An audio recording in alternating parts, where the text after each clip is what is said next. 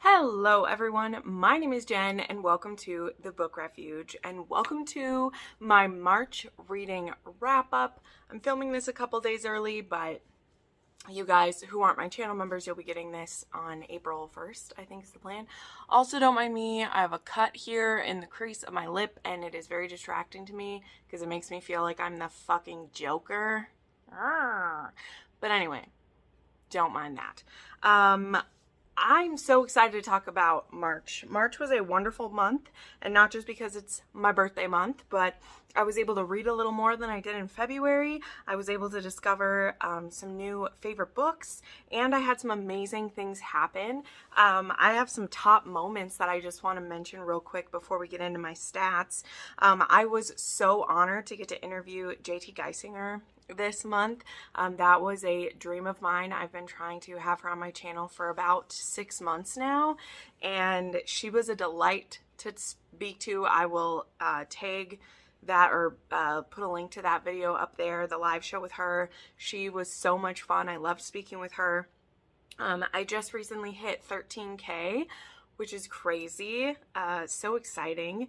My 4-year anniversary on Booktube is actually in just a couple weeks as well. So to hit 13K in 4 years is really cool. And obviously for some people, they are miles ahead of that for the time they've been here. And then there's other people who, you know, never even crack 5,000 and they've been here for years. So I definitely know that I'm very blessed, and that is all due to you guys. That is due to your encouragement. It is due to your, support and devotion to me.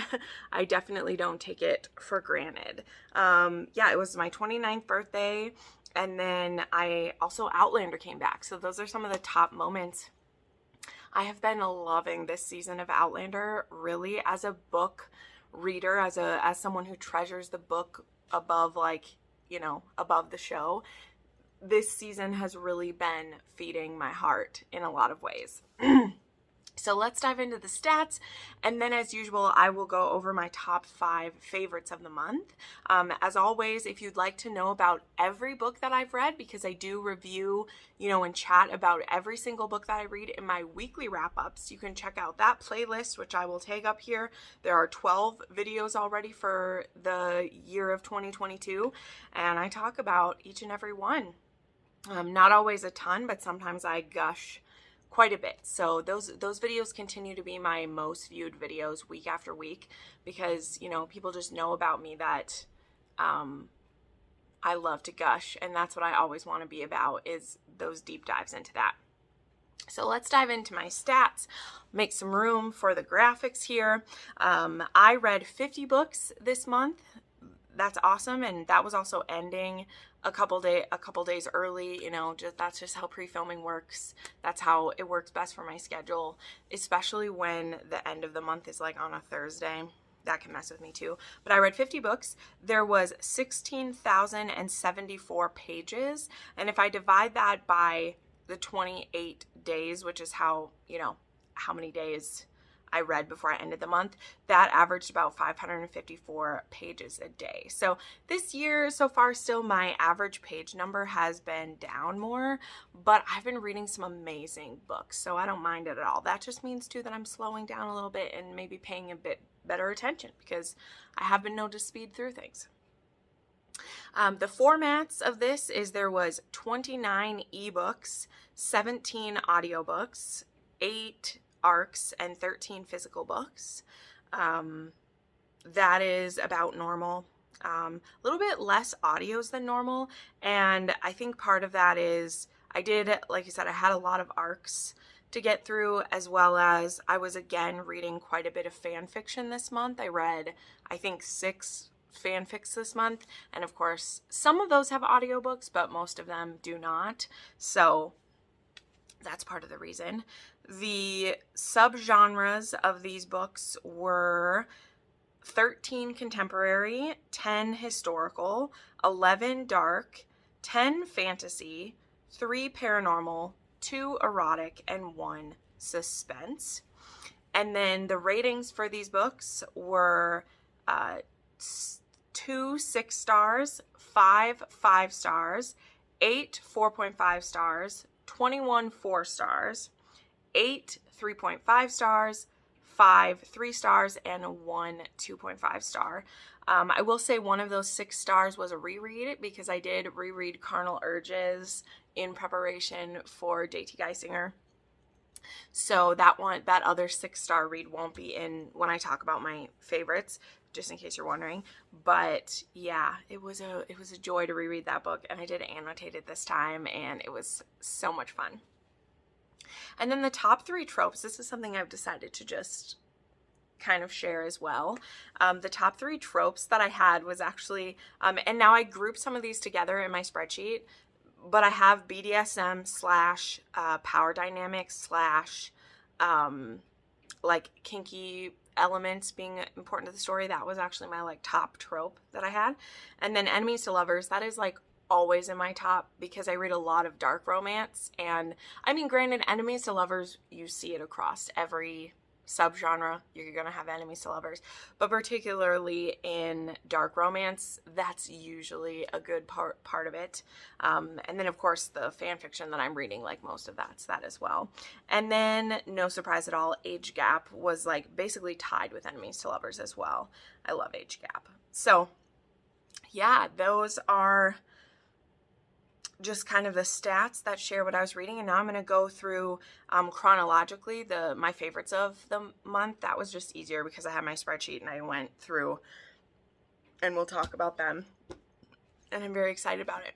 So a first top favorite for me was Praise by Sara Cate. And I cannot tell you guys, number 1, how much I love this book. We'll talk about that in a second. But number 2, how much love this book is getting. I've been seeing it all over TikTok, which you guys know, like I dabble with the TikTok. Like usually I don't agree with a lot of their recommendations for things because they just, you know, they favor tropes and subgenres that I don't. And I don't know, but lately it's been a bit better. And this book I was seeing everywhere. I feel like Sara Cate did a great job getting this marketed, and also this book is fucking fire, and that's another reason why it's up there so much. I have had another favorite by her before. I mean, Burn for Me is also by Sara Cate, and I loved that one, but I've also read some of her others that like didn't work for me at all, you know, but this one was fantastic. So this is book 1 in her Salacious Players Club,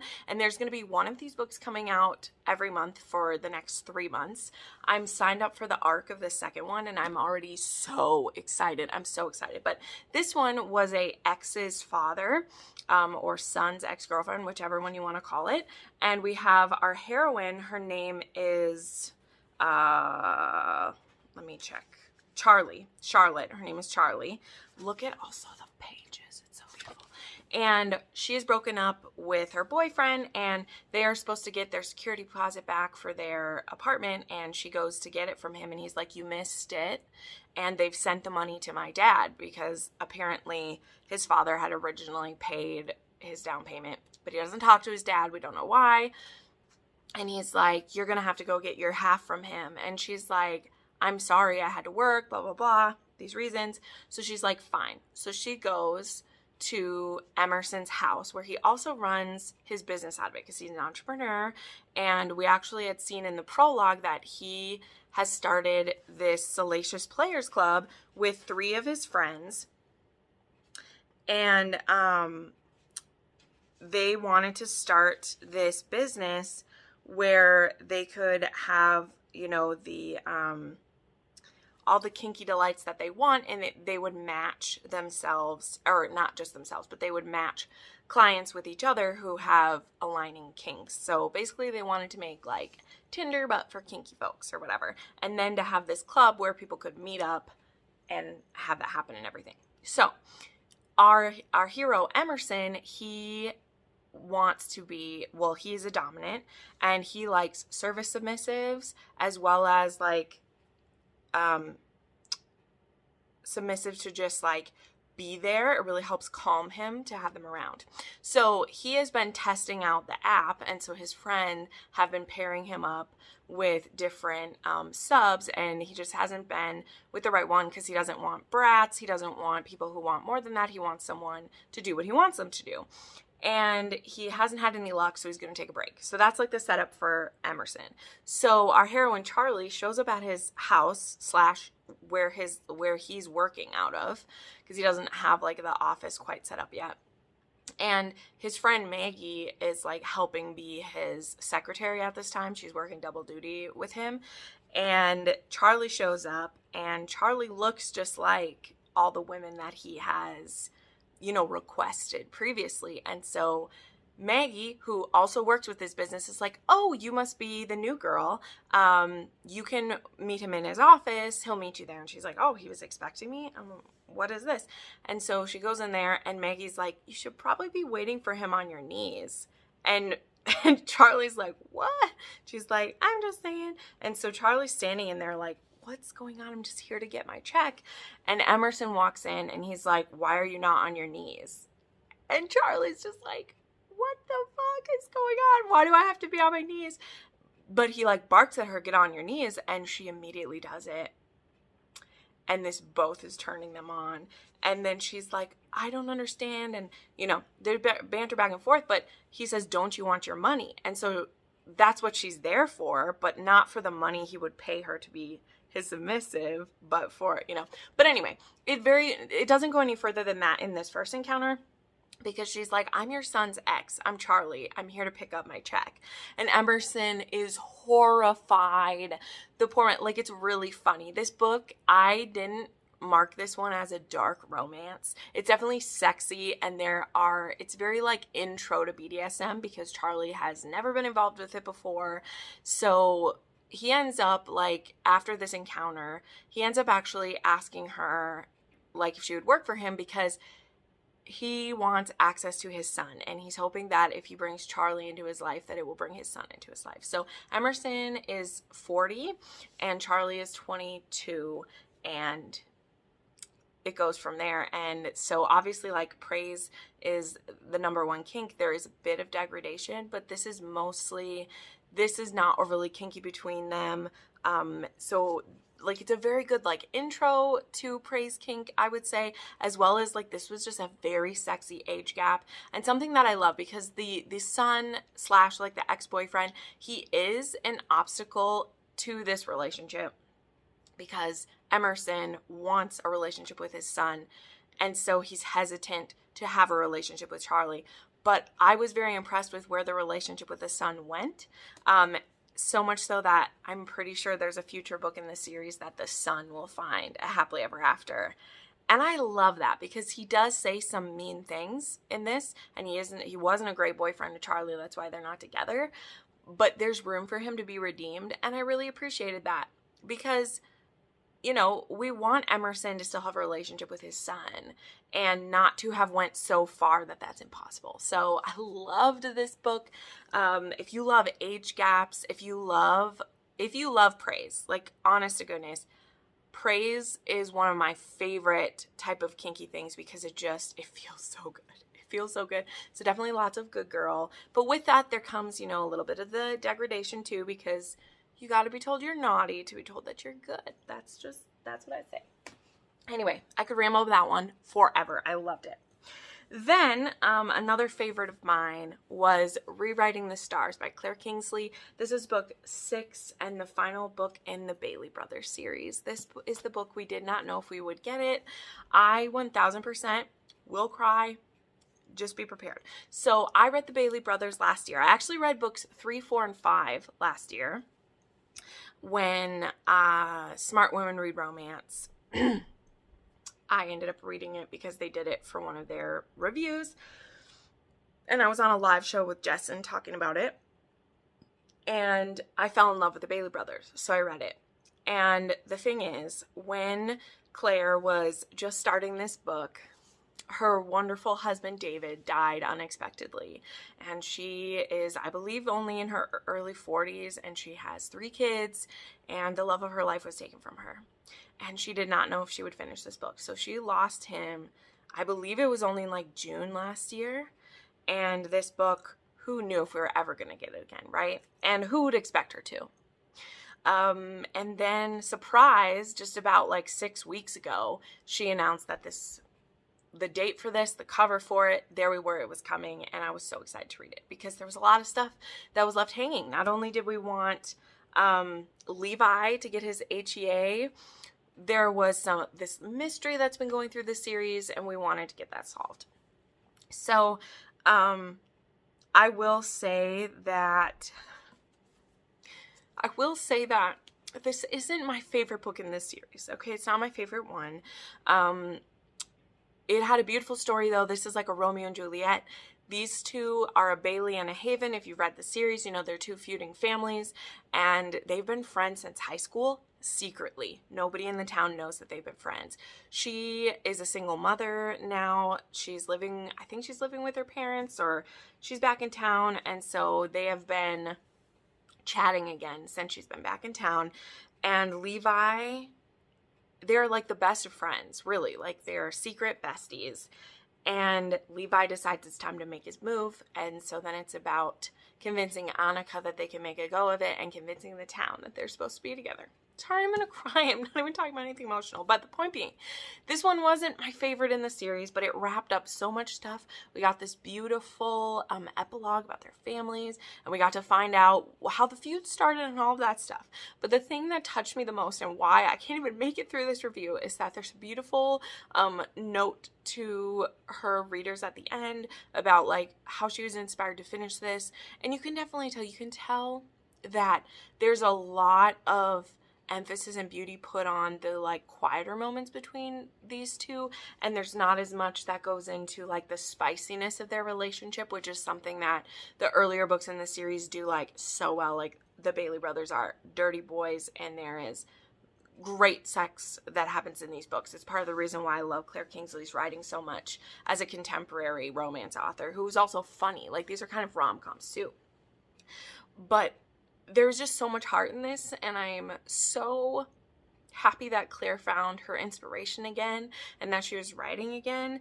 And one of the things that I just recently saw, and this is why I literally can't talk about this, is so I actually hadn't read books 1 and 2 in this series yet, and I've just read them. They're not in my wrap-up for March. They'll be in April. Because I hadn't read the first 2, and now that I finished, I went back to read it. And the first book, well, the second one actually, the first one is like a prologue to the second one. She dedicated that book to David, and it said, "I would have waited for you too," because that book is about a couple where the hero goes to prison for 7 years for something that happens. And she dedicated that book to David and said, "I would have waited for you." And then this book is dedicated to David, of course, and it says, "For David, I always have and I always will." And I'm just a mess. I know you can tell. So this book has extreme sentimental value to me. I'm so proud of her and happy for her, and encouraged that she has said she will be giving us the Havens. We have redeemed them a little bit with this book, and we are going to get to see the Haven brothers eventually. And whenever she's ready to do that, I'm ready to read it. And so this had to be on my favorites of March. Lord, I need to move on and stop crying, but I promise you the series isn't sad. There's a bittersweet beauty to it when you know about these two, because they were high school sweethearts. They've been together for like over 20 years, have 3 children, and he died unexpectedly. And I'm just so happy to support an author who, you know, lived her love story for that time and is still willing to write love stories for us. Because holy shit, I don't think that I could. So, moving along. We have a nice spicy one to talk about that is absolutely bonkers. I've never even opened this yet because I got it for my birthday. But that's Lifeblood by Amara Rae. So much loved this book as well. I was still in full fantasy mode this month, which was great. You can tell, I read 10 fantasy this month. And again, granted, a lot of that was fanfic, but I normally don't read this much fantasy. So this one is, it's a witch named Cate and a warlock named Mackie. And witches and warlocks are mortal enemies. And in the beginning of this book, Amara's coven gets attacked. Not Amara, that is the author. Colette's coven gets attacked and she gets taken by prisoner. And Mackie is supposed to torture her and get information from her. And then it turns out that she is his fated mate. And he's so pissed about this, but then he's actually a little happy too, because he's like, oh, well, maybe this will give me more leverage over her and I'll be able to get what I want out of it. Not realizing that the more time he spends with this witch, the deeper he's falling for her. So this is a captor-captive. There is torture. There's blood play. There is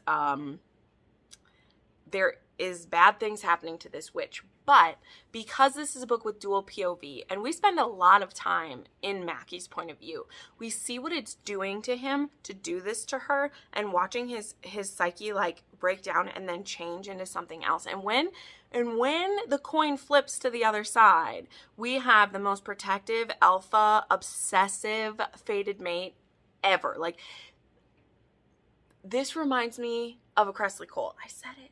It reminds me of a Cressley Cole where I would say where the opposing forces of the hero and the heroine are so completely opposite that you don't understand how the author can make this a believable HEA. You know, she does it again and again. Think like Curse of the Demon King, or like a Lothair. They're doing these horrible things to their fated mate, and you just know that they're going to have to pay the price for this. That they're going to have to pay the price for this when their fated mate maybe won't want anything to do with them, you know? So I just made that connection just now in this. You watch it happen organically, but that's how I feel about this and what the potential for this series to do, because they are these like violently opposed fated mates, but their connection is undeniable. And I absolutely loved this book. I did give this one 4.5 stars. Like, it isn't super high. Like, this wasn't a 6-star one for me, because I believe this is this author's first book. So there were a few things like about the writing style and a little bit about the world that was a bit confusing to me.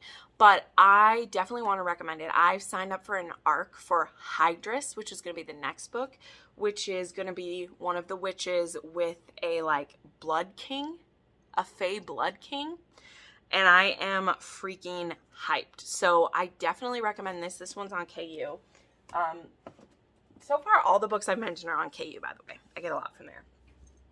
Then I read another fantasy, which y'all probably know I haven't shut up about this one, and this was a 6-star book for me. I'd originally rated it 5 stars when I talked about it previously, but the more I've talked about it, the more people I've told this book about. I've interacted with the author a little bit as well. It is one of my favorite books of the year, and I cannot wait for the next one to come out, and that is Between Wrath and Mercy by Jess Wisecup. This is another debut author. And this book, you guys, holy crap, I've gushed about it so much. I wrote a really long review about it. I didn't even read an arc of this one, and I wrote like a huge review for it, which I don't usually do unless I'm reading an arc. So this book is about a mother. Her name is Emmeline. She's in her 30s, and she, her daughter is prophesied to be the one to bring peace to the 3 kingdoms. I'm reading the back because it'll be more coherent than me. And she's taken by the enemy, and Emmeline will do anything to get her back. So she's lived the past 16 years in isolation, and she's had regret and grief because something had happened to her sister, her twin sister, who was the last person who was prophesied to bring peace. And it didn't end well with her sister. So she's been keeping her daughter hidden because of that. And so she wants to take revenge on the people who hurt her. And so she goes to find the one man who she's never wanted to see again, who was her true love, Prince Rainier. And she has to go to him and beg him for help to get her daughter back. And Prince Rain is like, hell yeah, let's go. We're getting her. Let's go, pack it up. And so they go on this epic journey to get her daughter back. And while they're on this journey, they are forced to confront why they split up what happened, why they weren't together, which happened when her sister died, is what split them apart. That's not a secret. That gets explained right away. And then, is there any chance for them to be together now? Spoiler alert, yes, there is. Also, I've said this in my review, this does have a cliffhanger. However, 2 reasons why I want you to still read it now. Number 1, the next one is going to come out in August. There should be a cover reveal for book 2 very soon, which is going to be called Between Hope and Despair, I think is what that one's going to be called. So there's a cliffhanger, but I've been telling everyone it is a plot cliffhanger. It's not a romance cliffhanger. There is it's not a resolution to the romance because there's still more to come, but the couple, the journey to them, like, will they, won't they, that is solved in this book. That's not left on a cliffhanger, whether these 2 are going to be together. There is lots of spicy time. This was a 3 on the chili pepper scale for me. Like, there was a good amount of it. Prince Rainier is obsessed with his woman, that he finally has her in his grasp after 16 years, when he has just wanted her and thought he could never have her, that it was over, that they both fucked up too much to ever be together. And so this is a woman in her 30s. She's had a child. She has a woman's body, as we say, stretch marks and a belly and all the beautiful things, but she's also a badass motherfucking queen. Let's just say that. Let's just put it out there. She is powerful in ways she doesn't even know.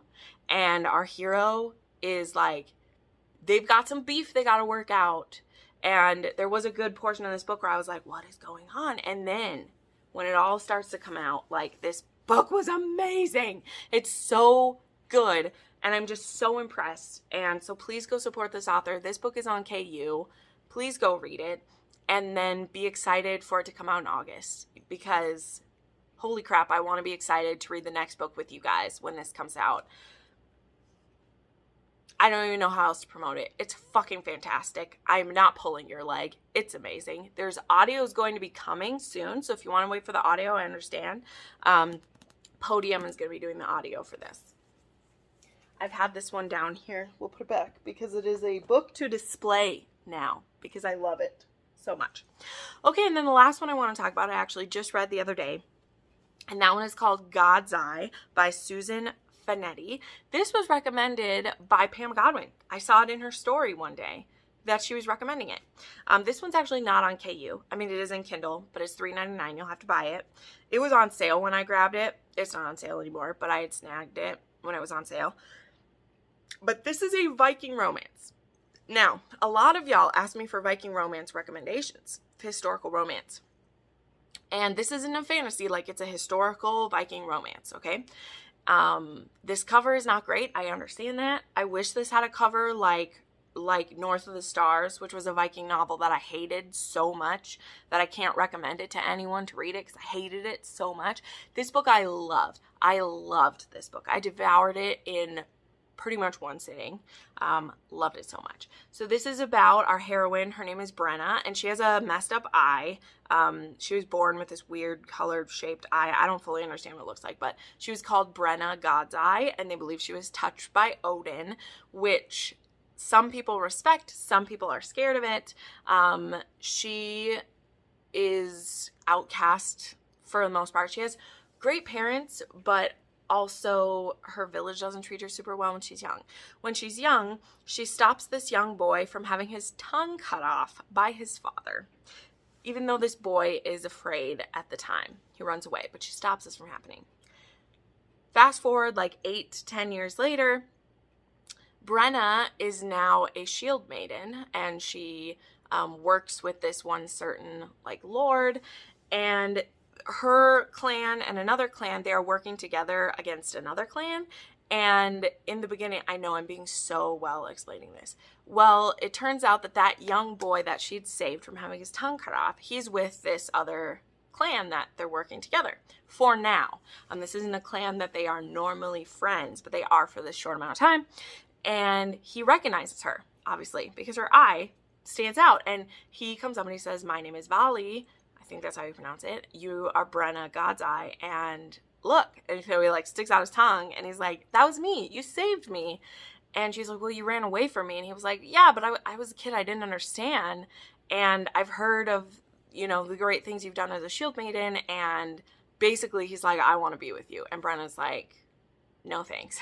She's never had any interactions with men, so she is a virgin.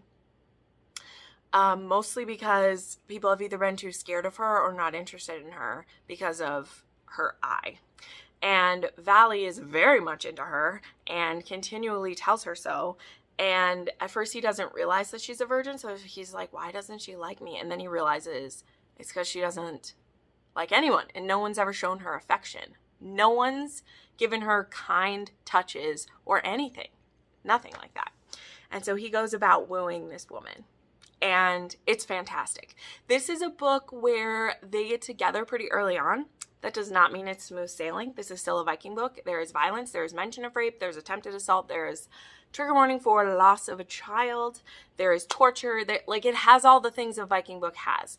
But I've also never read a Viking hero who is as swoony as this man. He is so in love with his woman. He is such a good partner and such a good, he's fantastic. Absolutely love him. He's going on the book boyfriend list. It's done. And I highly recommend. I gave this book 4.5 stars. Loved it. And it was on my favorites of the month. And I will be reading the other books in this series very soon. They don't have audiobooks, so I'm taking my time with them. But I went and bought all of them. And again, none of them are on KU. I went and bought all of them because I have to have them. So there you go. This is my March wrap-up and favorites. I hope you'll try some of my favorite books. I know I get very excited about them. I'm looking so forward to April. In April, we have this SJM Along is starting. There is so many great things that are going to go on with that. So thank you so much for watching. I put up new videos 3 to 4 times a week. Make sure you subscribe to the channel, hit the bell if you want to get notified when I upload, and check out channel memberships if you'd like more behind the scenes as well as early access to videos. Thank you so much, and you have a great day. Bye.